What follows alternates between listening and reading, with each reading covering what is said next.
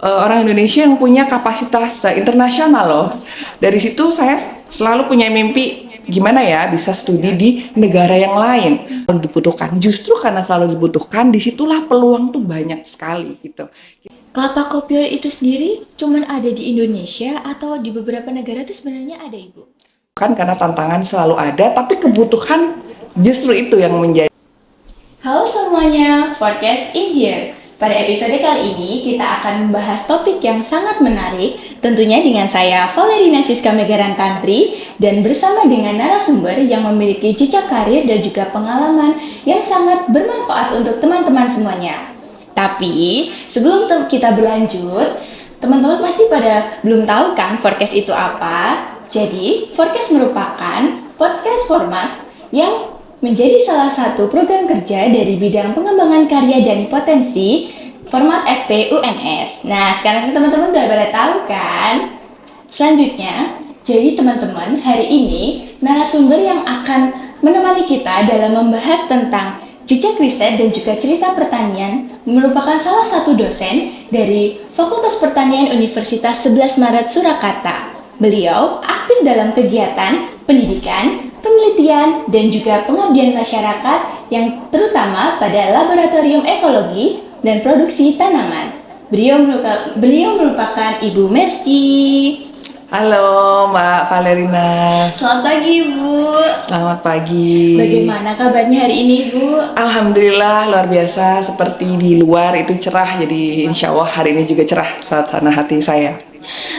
Tapi sebelumnya teman-teman, saya mengucapkan terima kasih ya Ibu sudah mau atau bersedia untuk bisa menjadi narasumber pada hari ini. Jadi Bu Mercy, kita mau tanya-tanya sedikit terkait karir dan juga jejak pendidikan Ibu. Jadi teman-teman, buat yang belum tahu nih, Ibu Mercy ini meraih gelar PhD dalam bidang bioteknologi di Osaka University, Jepang melalui beasiswa LPDP. Nah Ibu, mungkin bisa diceritakan nih latar belakang pendidikan Ibu yang sudah ditempuh selama ini. Ya baik, terima kasih Mbak Valerina. Ya sebagai pendidik pastinya saya juga alhamdulillah selalu ada semangat untuk belajar dan terus belajar.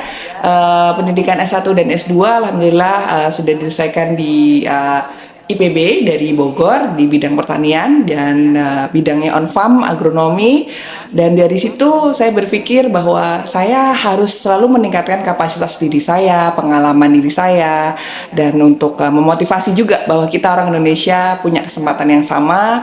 Jadi kemudian saya memutuskan untuk studi di luar negeri, yaitu di Osaka University dengan dukungan dari beasiswa LPDP doktoral luar negeri ya. Mungkin bisa diceritakan juga Ibu dulu S1-nya di mana dan S2-nya di mana sampai akhirnya melanjutkan di Jepang, Ibu. Ya, jadi tadi S1 dan S2 ada di Institut Pertanian Bogor atau sekarang disebutnya IPB University pada bidang agronomi waktu S1 dan S2-nya di agronomi hortikultura. Kemudian dari on farm yang saya pastinya kegiatan saya di bawah matahari, di lapang, kemudian saya ingin meningkatkan kapasitas diri untuk bidang kualitasnya, senyawanya, sehingga akhirnya saya ngambil di bidang bioteknologi, utamanya kajian metabolomik di Graduate School of Engineering di Osaka University, Osaka, Jepang.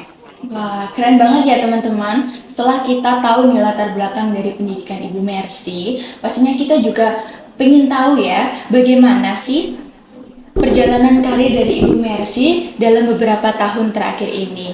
Mungkin Ibu bisa diceritakan juga Ibu bagaimana perjalanan karirnya hingga ada di titik sekarang?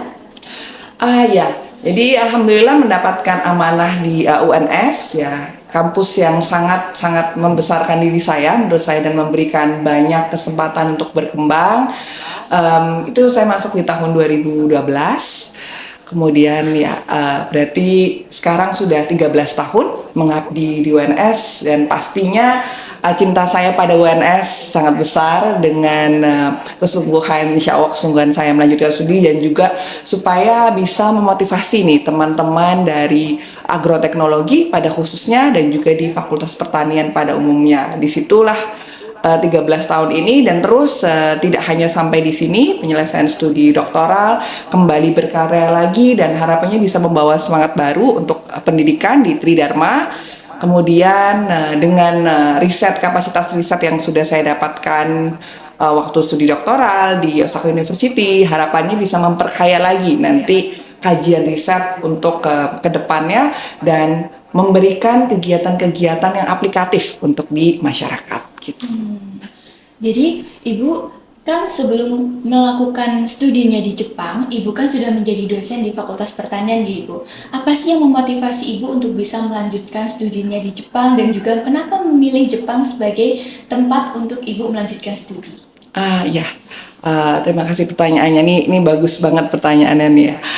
Ya, jadi melanjutkan studi itu memang menurut saya banyak sekali pertimbangannya ya. Apalagi saya dosen yang sudah berkeluarga, memiliki anak juga. Tapi kenapa motivasi tetap ada? Alasannya adalah yang pertama, saya mengetahui bidang ilmu itu pasti tidak ada habisnya. Jadi ada banyak update pengetahuan dan juga tantangan, apalagi tantangan di bidang pertanian yang harus kita pecahkan. Dan dengan keilmuan yang ada, waktu itu saya masih master, saya pikir kok saya masih kurang ya pengetahuannya. Dari situlah kayaknya harus belajar lagi nih, harus studi lagi. Kemudian selanjutnya adalah saya sudah berpengalaman studi dalam negeri. Saya pengen ke depannya rekan-rekan format, rekan-rekan agroteknologi maupun fakultas pertanian secara umum di Indonesia itu juga punya semangat yang sama bahwa kita itu orang Indonesia yang punya kapasitas internasional loh. Dari situ saya selalu punya mimpi gimana ya bisa studi di negara yang lain, merasakan atmosfer negara yang lain, sistem pendidikan, dan juga ingin mencari jawaban kenapa ya negara lain kok bisa maju sih gitu. Padahal sama-sama punya fakultas pertanian nih gitu. Dari situ akhirnya menjadi motivasi untuk mengambil bidang yang tetap relevan dengan pertanian di kampus di luar negeri gitu. Jadi supaya teman-teman mahasiswa, dan saya pikir saya juga masih boleh lah ya disebut muda ya, bahwa kalau muda tuh kita ini loh punya potensi yang sama loh dengan semua warga dunia gitu. Pasti Ibu udah dapat pengalaman banyak banget ya Bu, mulai dari di dalam negeri, dari di luar negeri. Apa sih Bu perbedaannya Ibu belajar di dalam negeri dari S1 di IPB, S2 di IPB, dan kemudian dilanjutkan dengan S3-nya yang ada di Jepang? Kira-kira bedanya apa sih Bu? Ya, jadi sebetulnya saya alhamdulillah sudah pernah juga ke Kansas State University di US, beberapa kampus di Jepang, selain Osaka University juga sudah pernah berkunjung, kemudian ke Malaysia juga. Saya pikir tidak ada satu negara yang lebih istimewa dibanding negara yang lain, karena setiap negara itu memiliki keistimewaannya masing-masing dengan kapasitas individunya masing-masing. Nah, tapi untuk konteks pendidikan, saya berusaha mencari tahu nih, kenapa ya satu negara ini lebih maju. Ternyata mindset manusianya itu yang paling penting gitu. Bahwa misalkan kita punya semangat untuk bekerja keras dan untuk curiosity, keingintahuan. Nah, dan balik lagi adalah menurut saya yang paling penting kita peduli. Banyak pemuda dengan merasa bahwa aduh lingkungannya kayak gini, nggak apa-apa lah dipikir, biar yang mikir orang lain. Tapi beberapa yang saya temui baik di luar negeri itu kadang-kadang mereka berpikir ada masalah seperti ini dan kita harus berkontribusi lewat apa? Salah satunya adalah lewat pendidikan, karena dengan pengetahuan yang lebih kita bisa ikut membantu memecahkan masalah di negara masing-masing gitu. Jadi keterbukaan, kemudian akhirnya mau peduli, mau belajar, itu yang kadang agak berbeda antar negara, antar pemuda gitu. Ya, benar banget kan teman-teman. Jadi kita itu harus tetap belajar walaupun kita sudah mungkin Ibu sudah menjadi dosen, tapi kita harus tetap mengasah ilmu kita biar kita bisa bersaing dengan beberapa orang yang mungkin lebih berpengalaman daripada kita. Nah, setelah kita melihat dari background Ibu, latar belakang pendidikan, perjalanan karir, kita ingin tahu nih Bu, kira-kira apa sih yang menyebabkan Ibu itu mau untuk menekuni bidang pertanian itu sendiri dan sepertinya cinta dengan bidang pertanian itu? Iya, wah ini menarik sekali nih ya teman-teman. Mungkin nggak banyak juga ya, misalkan mahasiswi teman nih yang perempuan tuh, aduh kok mau ya panas-panasan misalkan, dan saya termasuk gitu. Awalnya sebenarnya secara jujur saya menyukai tanaman itu dulu. Kemudian masuk ke bidang pertanian pun awalnya adalah masih merasa sulit. Aduh, kok panas ya, kok nggak nyaman ya. Itu sebetulnya perasaan yang normal karena saya pun mengalami hal seperti itu di awal proses pendidikan. Tapi ternyata setelah saya lulus dan saya melihat oh ada peluang yang sisi-sisi yang banyak nih sebetulnya bisa digali dari aspek misalkan keilmuan, kalau pengen jadi ilmuwan, kemudian pengen bisnis. Jadi pertanian itu menurut saya adalah bidang yang pertama pastinya yang mungkin agak klise atau apa ya, tapi itu selalu dibutuhkan. Justru karena selalu dibutuhkan, disitulah peluang tuh banyak sekali gitu. Kita mau bisnis, kita mau milih jadi saintisnya aja yang bekerja di laboratorium di nggak perlu panas-panasan lah, atau mungkin on farm, atau mungkin suka dengan pengabdian karena mau ke masyarakat, punya banyak teman, punya banyak relasi. Di situ akhirnya saya menemukan oh ternyata pertanian itu menawarkan hal yang menarik saat kita bisa mengerti lebih dalam. Jadi kata kuncinya adalah kadang-kadang bisa jadi awal tidak karena kita tidak tahu, kita tidak mencintai. Setelah kita tahu, oh ternyata ada ini ya, ada pilihan seperti ini ya, dan saya cocok di sini. Akhirnya itu menjadi passion saya. Jadi who knows, sesuatu yang dulu saya tidak tahu sekarang menjadi jalan hidup saya, dan saya sangat amat merasa nyaman di dunia pertanian gitu. Ya tuh bener banget kan teman-teman. Jadi nggak ada salahnya kita sebagai generasi muda yang mungkin memang udah terpapar dengan teknologi, tapi kita juga harus sadar bahwa bidang pertanian itu merupakan pokok dari suatu kehidupan kita. Jadi kita harus tetap cinta dengan bidang pertanian, yang apalagi kita sekarang udah ada di prodi agroteknologi kan. Nah, untuk pertanyaan selanjutnya, jadi buat teman-teman yang nggak tahu nih, Ibu Mercy ini punya riset mengenai kelapa kopior. Nah, menarik banget kan teman-teman. Teman-teman kan taunya selama ini kelapa kopior itu enak. Terus mungkin berbeda dengan kelapa-kelapa yang lainnya. Nah, Ibu Mercy ini melakukan penelitian lebih lanjut mengenai senyawanya, mengenai isi dari kelapa kopior itu sendiri yang dibawa hingga jauh-jauh ke Jepang. Nah, kira-kira bisa diceritakan Ibu bagaimana risetnya mengenai kelapa kopior? Ya betul. Jadi waktu studi doktoral ini saya mengambil satu komoditas yang tetap dari Indonesia, komoditas pertanian yang belum digali. Jadi salah satunya adalah kita kenal namanya kelapa kopior. Kopior ya, itu istilah yang orang melihat kelapanya tuh aneh gitu, karena memang typically dari mutasi alami gitu, dan kebanyakan mungkin taunya yang paling banyak tahu adalah di daerah Jawa, meskipun luar Jawa juga banyak juga gitu. Dari situ saya melihat oh ini potensi nih untuk menjadi produk yang nantinya bisa dikenalkan secara global gitu. Saya meriset sebelumnya waktu saya belum mengerjakan kopior tuh, kalau di Filipina ada namanya adalah kelapa makapuno, kelapa abnormal juga, tapi dia sudah sangat berkembang dan dikenal di seluruh dunia. Produknya juga variannya sangat banyak gitu. Padahal Indonesia juga punya gitu. Tapi kenapa tidak bisa termanfaatkan seperti itu? Dari situ kemudian saya melihat, karena bidang saya bioteknologi dan metabolomik adalah pengujian senyawa di dalamnya. Yang pertama adalah saya pengen tahu nih kenapa nih dia bisa enak gitu. Dari situ saya melakukan kajian senyawanya, kemudian enaknya tuh kayak gimana sih, ada rasa apa aja sih, ada aroma apa aja. Disitulah saya juga melakukan sensory analysis, jadi uji sensori. Akhirnya alhamdulillah juga sudah publish sebagai persyaratan publikasi doktoral saya, sudah selesai risetnya, jadi bisa menjawab nih. Dan itu karena publish secara global ya, namanya jurnal internasional, berarti harapannya bisa dibaca di seluruh dunia oleh semua orang di dunia. Kopior Indonesia tuh punya kopior loh yang rasanya seperti ini dan senyawanya seperti ini gitu. Nah, sebelumnya kelapa kopior itu sendiri cuman ada di Indonesia atau di beberapa negara itu sebenarnya ada, Ibu? Ya, kalau jenisnya kopior sejauh yang saya sudah membaca dan meriset selama 3-4 tahun ini hanya ada di Indonesia. Wah, kira-kira kenapa yang menyebabkan kelapa kopior ini hanya ada di Indonesia atau hanya bisa diproduksi di Indonesia? Ya, jadi yang pertama kita patut bangga bahwa Indonesia adalah satu negara yang memang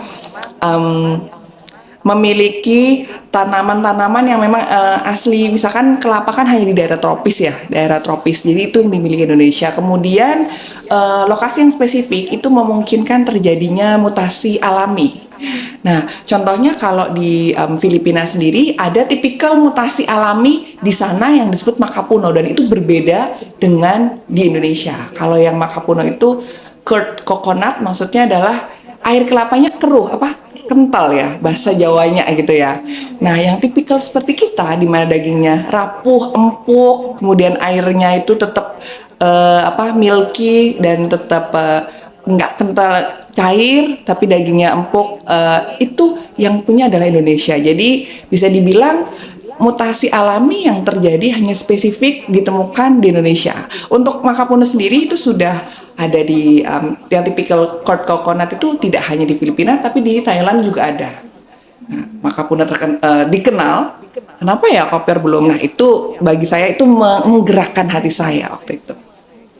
Nah, ini kan bisa dilihat itu jadi suatu peluang bagi kita ya Bu, yang udah tinggal di Indonesia, kita punya produk atau komoditas yang berbeda dengan mungkin dengan negara-negara yang lainnya. Nah, tugas kita adalah gimana caranya kita bisa memanfaatkan apa yang sudah kita punya dan kita mengembangkan mungkin lebih baik lagi untuk bisa dikenal di beberapa negara lainnya.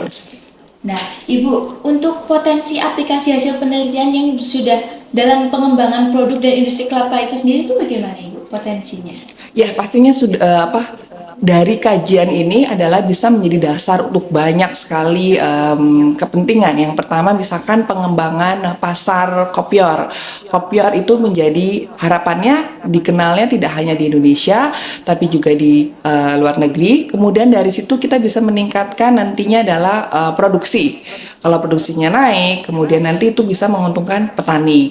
Dan selain itu, kita juga bisa meningkatkan diversifikasi produk tuh. Nantinya harapannya tidak hanya mungkin buah utuh, tapi varian-varian lain yang bisa lebih menjangkau pasar yang lebih luas. Jadi temuan saya, alhamdulillah ketemuan kami bersama dosen jadi timnya ada dari Osaka University dan juga dari BRIN. Kami menemukan sebagai dasar itulah senyawa-senyawa yang ada yang sangat potensial untuk menyumbang cita rasa dari kopior yang enak itu. Jadi bisa banyak sekali potensi ke depannya. Nah, kita udah tahu kan ternyata sebuah kelapa kopior yang sudah kita kenal mungkin dari kecil sekarang itu punya potensi yang besar di mancanegara. Nah, untuk pertanyaan selanjutnya, Ibu ini kan sudah ada di dalam bidang pertanian sudah beberapa tahun terakhir ini ya Bu, sudah di Indonesia sendiri, sudah di Jepang. Mungkin Ibu menemukan beberapa tantangan. Nah, mungkin boleh disebutkan Ibu tantangan-tantangan apa saja? Ya betul, bahwa tidak dipungkiri seiring waktu tantangan sebenarnya sangat banyak ya di bidang pertanian. Dan menjadi tugas kita bersama. Yang pertama adalah terkait SDM ya, sumber daya manusia. Padahal kita semua tahu pertanian tuh kita tetap makannya adalah produk pertanian gitu. Tapi ternyata SDM-nya juga yang bergerak di situ sudah berkurang. Mayoritas sekarang adalah yang sudah lanjut gitu, berusia lanjut. Itu pastinya membuat produktivitas jadi rendah juga gitu. Produktivitas kerja ya jadinya kan rendah di situ. Kemudian tantangan berikutnya adalah kapasitas introduksi teknologi nih. Karena sekarang teknologi sudah sangat berkembang segitu majunya. AI, penggunaan IoT itu luar biasa berkembang. Tapi apakah keterserapan di tingkat masyarakat itu sudah meningkat? Itu yang saya yakin itu masih jadi pertanyaan besar gitu ya. Mungkin teman-teman mahasiswa atau yang muda atau petani generasi muda sudah mengenal itu, tapi kan tidak dipungkiri petani generasi muda itu jumlahnya sedikit ya, dan introduksi secara bertahap ke petani-petani dengan level pendidikan yang lebih rendah itu juga tugas kita nih, bagaimana menjembatani itu dari sisi manusia, dari sisi transfer teknologi, kemudian tidak dipungkiri dari alam sendiri. Manusianya tambah banyak, lahannya berkurang, produktivitasnya kalau di Indonesia kita kan memang sepanjang tahun bisa produksi, tapi hama penyakit juga berkembang gitu.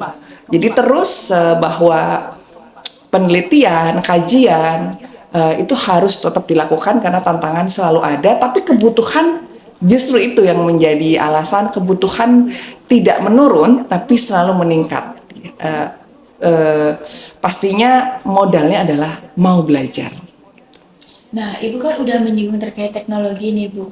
Selama ini kan teknologi dalam bidang pertanian juga udah mulai meningkat pesat, ada riset-riset, penelitian. Menurut Ibu, peranan dari riset dan juga teknologi dalam bidang pertanian itu bagaimana sih, Bu?